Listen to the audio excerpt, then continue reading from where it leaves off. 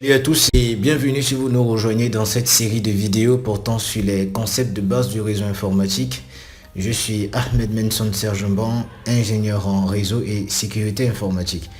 Alors nous clôturons avec les fondamentaux dans notre chapitre 5 portant sur les fondamentaux des réseaux WAN et le routage IP. Aujourd'hui nous allons voir le deuxième type de réseau WAN qui est le Ethernet WAN.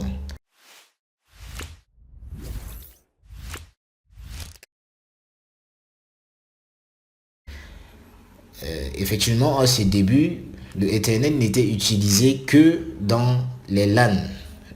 Dernièrement, nous avons fait mention de cela, que le Ethernet, c'est la star au niveau des réseaux LAN et que son domaine était beaucoup plus accentué sur les LAN, notamment à cause des restrictions liées à la distance des câbles qu'il utilise, qui pouvaient aller au max entre 1 et 2 km.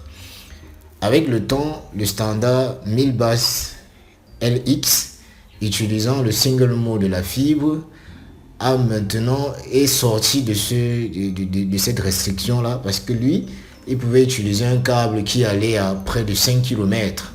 Et si on parle de 5 km déjà, ça veut dire qu'on peut connecter de grandes distances.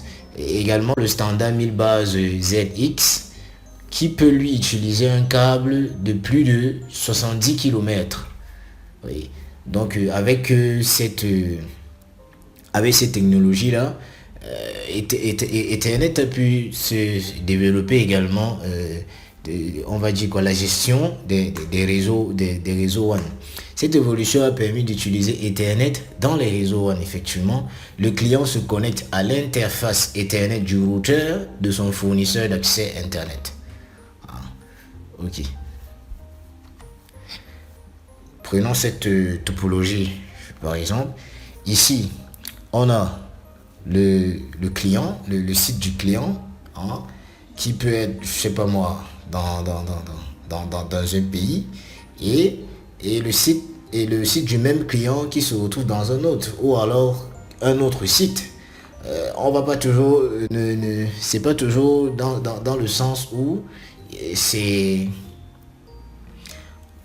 on va dire que c'est le même fonctionnement lorsqu'on veut joindre un site qui n'est pas le nôtre. Par exemple, ici on a le cas d'un site du client qui est dans une ville et une autre représentation dans une autre ville. Maintenant, c'est le même cadre lorsqu'on veut avoir par exemple un site qui est le nôtre et qu'on veut joindre un autre site qui n'est pas dans notre réseau, qui se trouve à une autre distance, hein. Maintenant, le routeur de ce site va se connecter au réseau de notre fournisseur d'accès à travers la fibre optique, par fibre. Ce routeur va se connecter au réseau du fournisseur d'accès et l'autre routeur également va se connecter au même réseau. Maintenant, il peut avoir plusieurs réseaux comme ça de fournisseurs d'accès, vous voyez. Maintenant, ici aussi, comme au niveau du lead line WAN, il y a également beaucoup d'autres connexions ici. Ce fournisseur d'accès également pour avoir des telcos, de nombreux telcos qui vont permettre que le signal qui vient de ce routeur puisse parvenir au routeur 2, n'est-ce pas? Donc, on est sensiblement dans le même contexte qu'avec le lease line, où il faut que l'interface du routeur soit connectée. Ici, c'est pas au niveau du câble, mais du fournisseur d'accès, et qu'à l'autre bout du routeur, qu'il soit connecté au LAN. Ethernet WAN de la deuxième couche. Un Ethernet WAN de la deuxième couche fonctionne comme un câble crossover. Également, logiquement, il fonctionne comme une connexion point-to-point entre deux routeurs. Physiquement, il fonctionne comme une connexion entre parenthèses par fibre entre deux routeurs. On a quand même, c'est un peu des similitudes, mais on va voir où la différence se trouve dans les lignes qui suivent. Quelques appellations, on a l'Ethernet WAN Ethernet Line Service, c'est-à-dire le E-Line. On a le Ethernet Emulation et on a le plus célèbre de nos jours, le Ethernet over MPLS. C'est véritablement ce qui est l'appellation courante, quoi. Enfin, rendu à cette topologie, on voit effectivement elle est similaire à celle du lead line. Ici on a notre LAN, notre Ethernet LAN, et ici on a ce qu'on appelle le Ethernet over MPLS 1. Cette connexion-ci. Et on a également un réseau LAN de l'autre côté.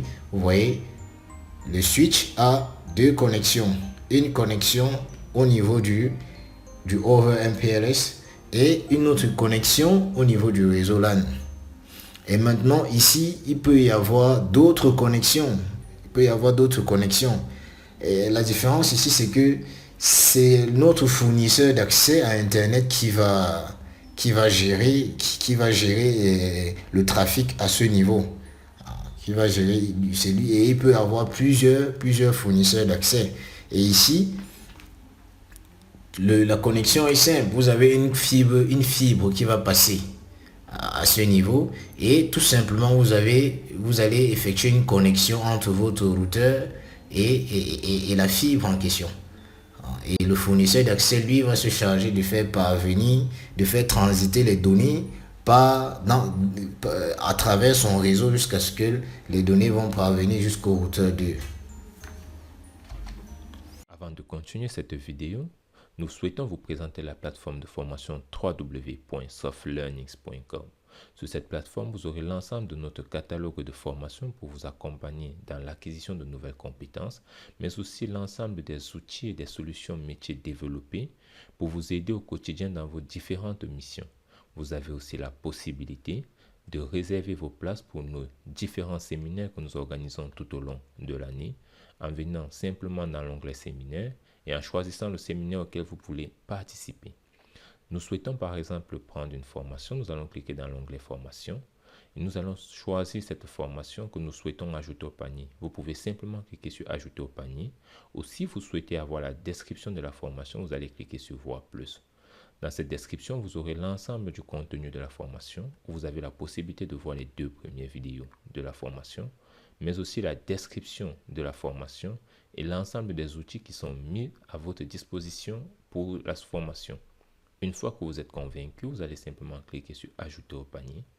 Et lorsque vous ajoutez au panier, vous allez aller dans votre panier. Dans votre panier, vous allez attribuer ou bien mettre votre code promotionnel si vous avez, afin de bénéficier des réductions, et cocher cette case pour accepter les modalités de vente, et vous allez procéder au paiement. Lors du paiement, vous avez 3 possibilités. Donc, soit vous pouvez prendre un paiement pour 6 mois, pour 12 mois ou pour 24 mois.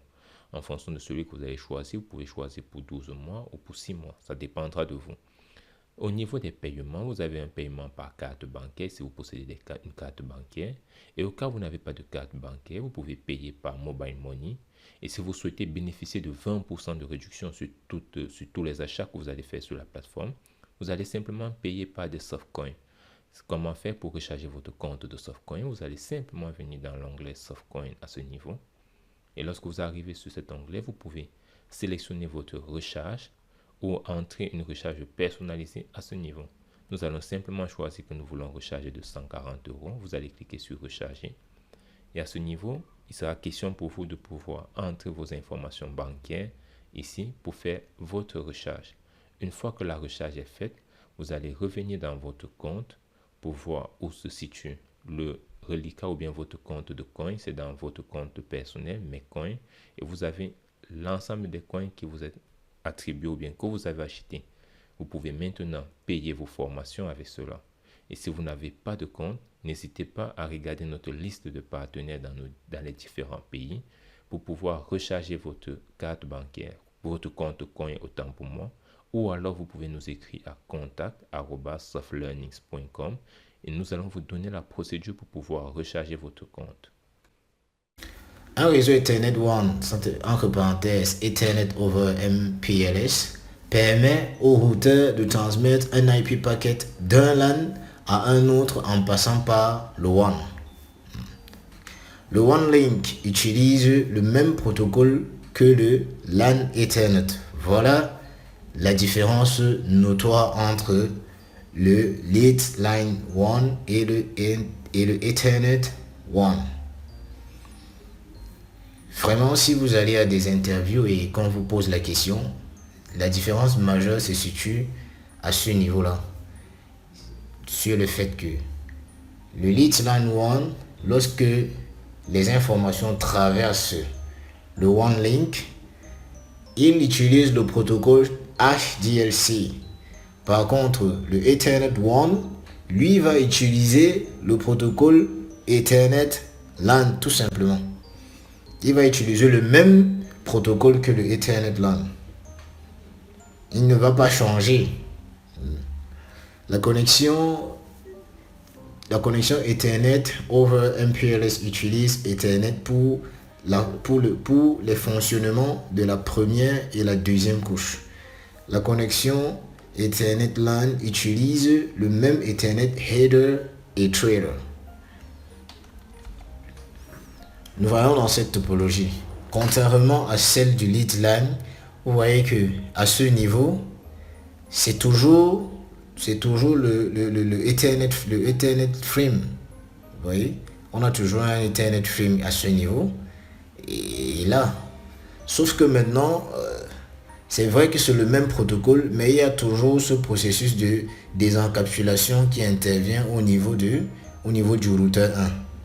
Lorsque le message parvient sous forme de frame, sur cette forme-ci, le routeur va désencapsuler, c'est-à-dire il va enlever le header et le trailer du Ethernet frame et il va ajouter un autre header et trailer mais qui sera toujours un Ethernet frame. Vous voyez, et rendu au niveau du routeur le même processus, il va enlever le header et trailer et il va ajouter ici. Pourquoi est-ce qu'il le fait? Parce que en réalité, ici, dans ce header, il y a l'adresse MAC du routeur. Il y a également la vérification des erreurs des erreurs qui ont pu intervenir dans le trafic entre ce PC et le routeur. Mais ici, l'adresse MAC de destination ici n'est pas l'adresse du PC2.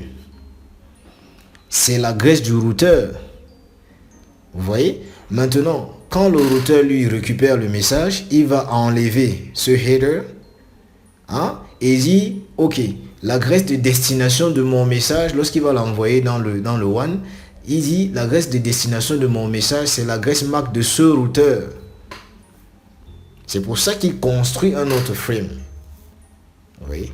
Et maintenant, lorsque le frame arrive au niveau du routeur 2, il va regarder le IP packet et il sait que le IP packet, l'adresse IP contenue dans le IP packet correspond à l'adresse IP du PC2.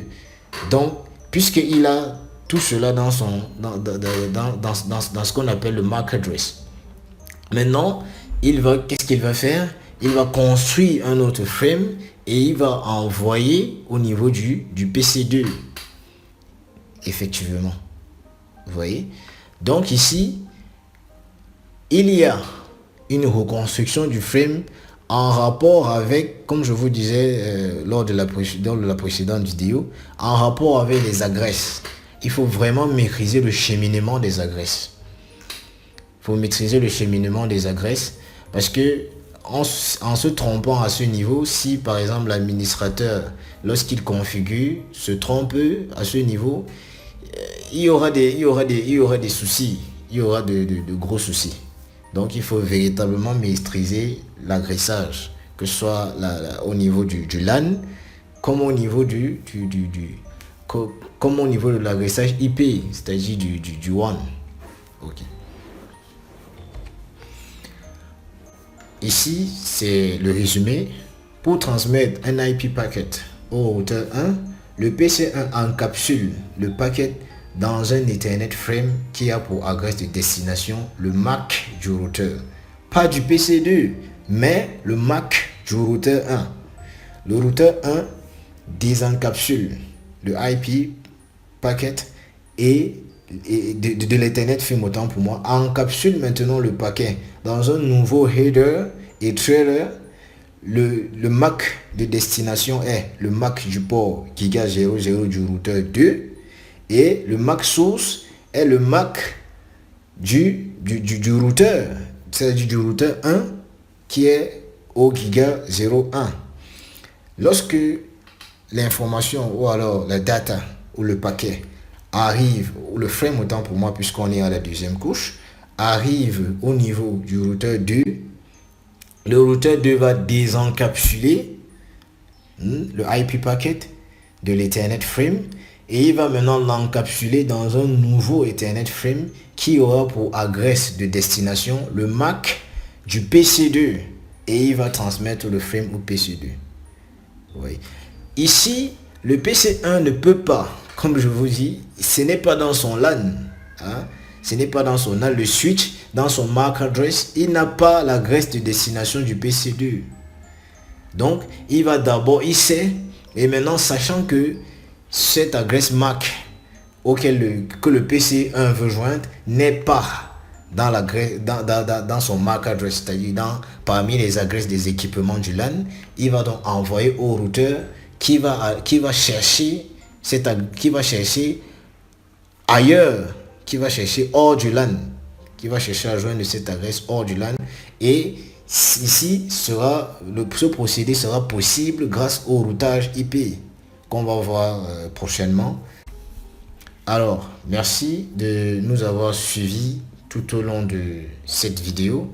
Nous espérons qu'elle vous aura plu et nous vous donnons rendez-vous dans notre prochaine vidéo. Nous allons faire un arrêt sur les fondamentaux avant de passer au cours sur le routage IP. Nous allons d'abord faire un lab sur le DNS et le DHCP ainsi que le protocole ARP. Nous allons voir comment est-ce que ces protocoles-là fonctionnent. Ensuite, nous allons poursuivre avec la deuxième partie de notre chapitre 5 qui portera sur le routage IP. Si vous avez aimé la vidéo, un like nous fera plaisir, des partages nous encourageront énormément et surtout, vos appréciations et vos avis dans les commentaires nous permettront de nous améliorer. En attendant, nous vous donnons rendez-vous dans la prochaine vidéo.